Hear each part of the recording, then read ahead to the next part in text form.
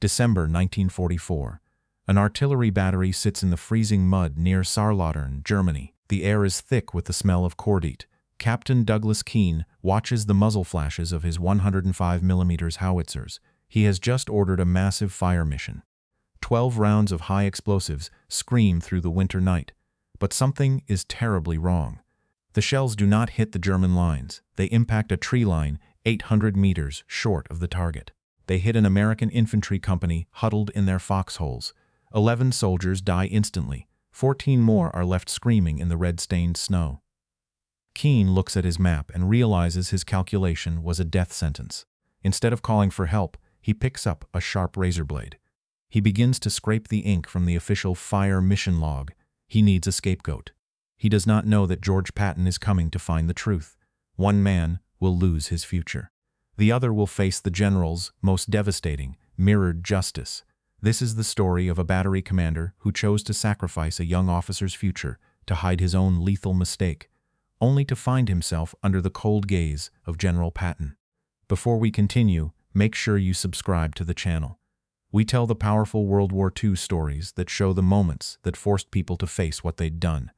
Peter Vasquez was 23 years old, a young man from Albuquerque, New Mexico, serving as a forward observer in the 345th Field Artillery Battalion. Before the war, he worked in his father's silversmith shop, a trade that demanded an eye for the smallest detail and a steady hand. He had enlisted shortly after Pearl Harbor, driven by a quiet sense of duty that only deepened after he watched his childhood friend perish in the bocage of France. That loss stayed with him, haunting his dreams and forcing him to become the most meticulous spotter in the division.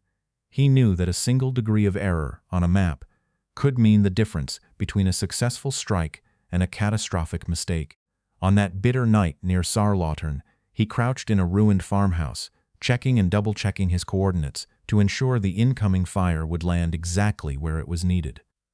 Captain Douglas Keane was 33, an artillery commander from Albany, New York, who carried himself with the stiff arrogance of a man born into high society. Keane viewed the military hierarchy as a shield, believing that his rank and his family's political connections back home made him fundamentally different from the boys in the foxholes. He was known to tell his junior officers that the reputation of the command was a sacred thing, far more important than the individual fates of replaceable men. While his soldiers slept in frozen slit trenches, Keane stayed in a requisitioned chateau, wearing a tailored wool uniform and sipping expensive cognac from a silver flask. To him, the war was a series of checkboxes on a path to a post-war political career, and he would not allow a single error to derail his ascent. When he realized his own math had sent high-explosive shells into his own infantry, his first thought was not of the 11 bodies in the snow, but of the razor blade he would use to erase the evidence of his failure. The winter of 1944 was a meat grinder along the Siegfried Line. The Allied advance had stalled against the German West Wall, a jagged belt of concrete bunkers and pillboxes. The weather was a constant enemy. Thick fog blanketed the valleys of the Saar, making visual observation a nightmare. Men were cold, exhausted, and on edge. In the frantic push to breach the German border, the volume of artillery fire was staggering. Thousands of rounds were fired daily, often into terrain that changed hands by the hour. Communication was a fragile web of field phones and temperamental radios. In this chaos, errors were inevitable. A mistyped digit on a fire mission or a slight deviation in a compass reading could have catastrophic consequences. Yet, the prevailing atmosphere in many command tents was one of frantic careerism. As the war reached its final stages, many officers were more concerned with their post-war records than the lives of the men they led. They allowed small mistakes to be buried in the paperwork of 1,000 other casualties. It was easier to blame a dead man or a low-ranking observer than to admit a systemic failure in command. They called it the fog of war, a convenient phrase that often obscured simple negligence. But the bodies in the tree line near Saarlautern did not belong to the enemy.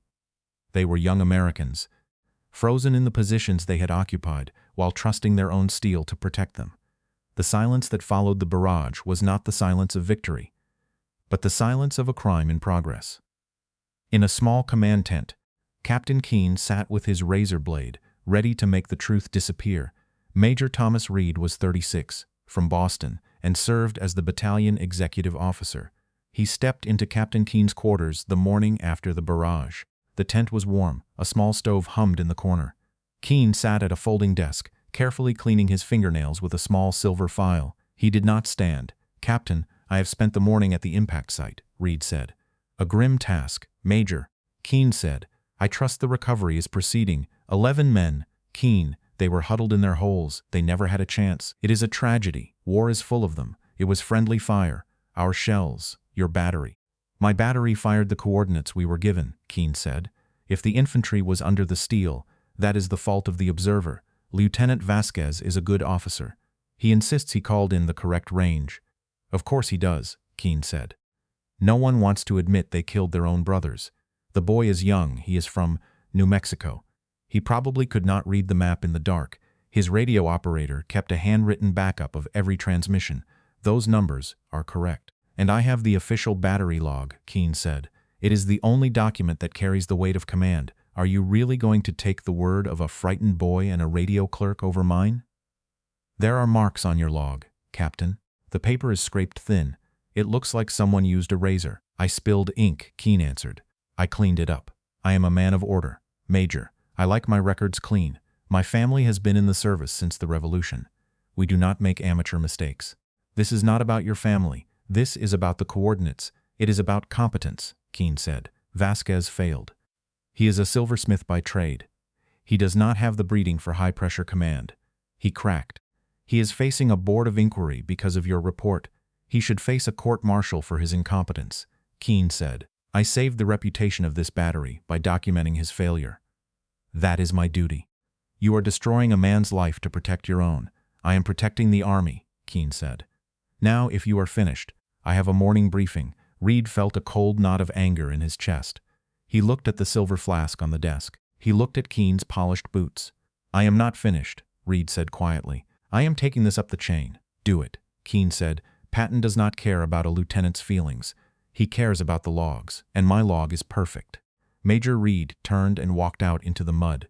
He knew he could not win this fight in a tent. He headed for the radio. The report reached Patton within the hour. Patton's jeep skidded to a halt in the freezing slush outside the command tent. He did not wait for his driver to move. He stepped out, the 4 silver stars on his helmet glinting against the gray winter sky. The ivory-handled revolvers were strapped to his waist. He walked past the guards without a word. The air in the room changed instantly. Everyone froze. Patton stood in front of Keen's desk. He did not sit. He looked at the fire mission log lying on the table. He looked at Keen. "Captain, did you personally authorize the fire mission on the night of December 12th? Patton asked. "I did, General," Keen replied. "And you are certain that the coordinates in this log are the exact numbers provided by Lieutenant Vasquez?" "Yes, sir. I verified them myself. The lieutenant was overwhelmed by the situation." Patton leaned in. "Then explain why the texture of the paper has been scraped thin on this specific line, Captain." Keen's face went pale. Patton picked up the log and held it toward the light. He ran a gloved finger over the damaged paper. "You talk about your family and your breeding," Patton said.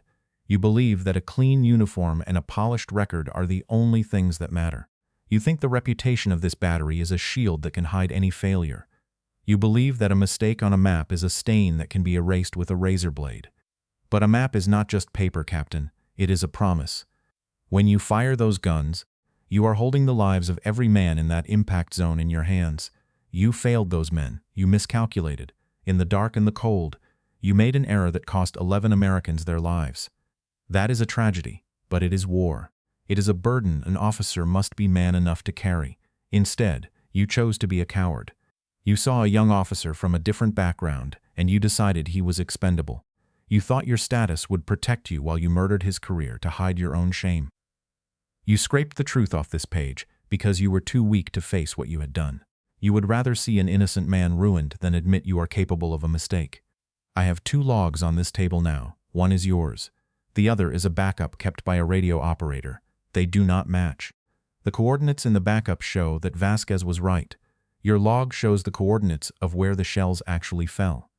You changed the record to fit the crime. You have 10 seconds to tell me the truth, or I will let the court-martial board decide your fate. Either you admit your failure now, or you face the consequences of a liar. Keene looked at the paper. He looked at the 4 stars. He broke. He began to sob. Patton didn't blink. He waited for the truth to come out of the man's mouth. Keene admitted he had scraped the log. He admitted he had blamed the boy to save himself. Patton turned his back on the captain. The silence in the tent was absolute. Patton turned to the door and barked a single command. 2 military policemen entered the tent, their boots thudding against the wooden floorboards. They stood behind Captain Keene like twin pillars of iron.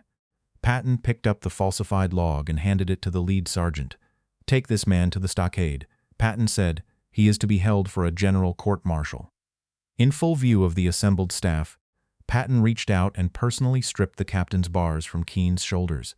The sound of the fabric tearing was sharp, like a rifle shot in the small room. Keene looked down at his ruined uniform, the pale silhouette of the rank he had tried so hard to protect now gone. He was led out into the freezing rain, his polished boots slipping in the very mud he had looked down upon. Inside the tent, Patton turned to Lieutenant Vasquez. The general took a pen and crossed out the name of the observer on the official inquiry. He wrote Vasquez's name back into the record with a heavy, permanent stroke. He then handed the young man a formal, signed apology, its paper crisp and white against the grime of the war.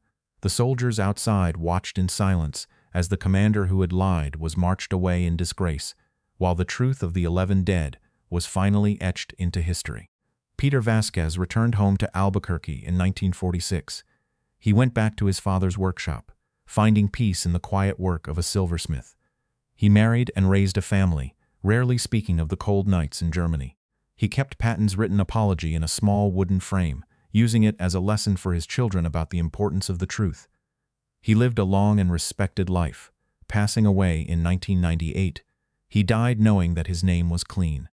Douglas Keene was dismissed from the service and served 4 years in a military prison. The political future he had carefully planned was destroyed.